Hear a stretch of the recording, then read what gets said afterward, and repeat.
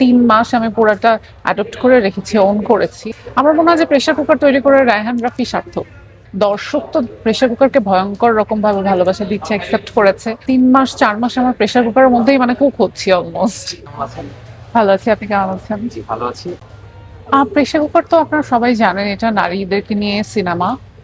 এবং মানুষ মনে করতো নারীদেরকে নিয়ে সিনেমা হলে সেটা মানুষ দেখবে না, কিন্তু আমরা টিকিট পাচ্ছি না। আজকে আমি আমার নিজের পরিবারকে নিয়ে টিকিট কেটে সিনেমা দেখতে এসেছি এবং দেখলাম যে পিছনের কোনো সারির কোনো পাইনি, সিট পাইনি, ফ্রন্ট সিটে দেখতে হচ্ছে।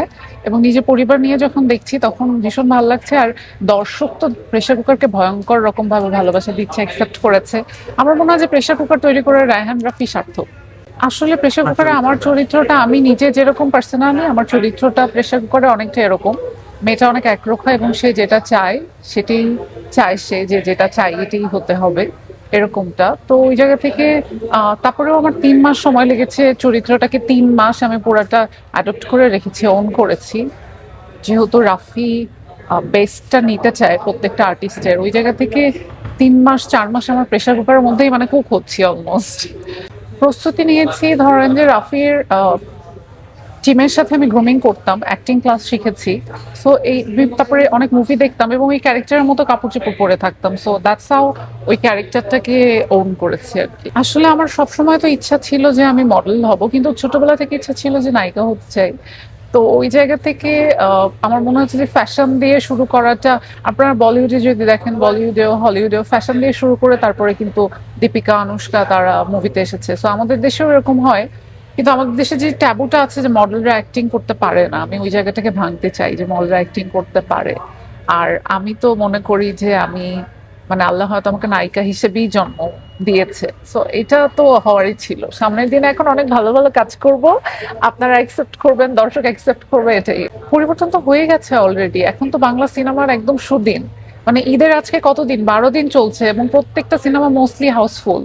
এবং সিনেমা হলে এসে পা ফেলার জায়গা পাচ্ছি না। ডিরেক্টরসরা খুব ভালো ভালো সিনেমা বানাচ্ছে। এবার ঈদে তো একটার চেয়ে একটা ভালো সিনেমা, এবং ডিরেক্টররা এত ইয়াং ডিরেক্টর, এডুকেটেড এবং ট্যালেন্টেড। সো বাংলা সিনেমা তো মনে করি আগামী 20-25 বছর একদম রাজ করবে।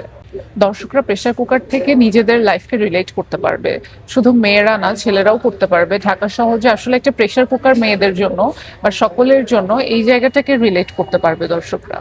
নিজের জীবনে কি কোনো মিল খুঁজে পেয়েছেন প্রেসার কুকারে? আমি নিজেও তো একজন মেয়ে, এবং হয়তো বয়স বাড়ার সাথে সাথে একজন পরিণত নারীতেও পরিণত হব। ওই জায়গা থেকে আমার মনে হয় যে প্রেসার কুকারে আমি সামহাও নিজের, আমার হার্টব্রেক হয়েছে, সো হার্টব্রেক আছে এখানে, বিট্রেয়াল আছে এখানে, কার্মা আছে এখানে, মেয়েদের স্ট্রাগল আছে, যেগুলো সবকিছুই আমি একজন মেয়ে হিসেবে লাইফে পেয়েছি এবং পেয়ে যাচ্ছি।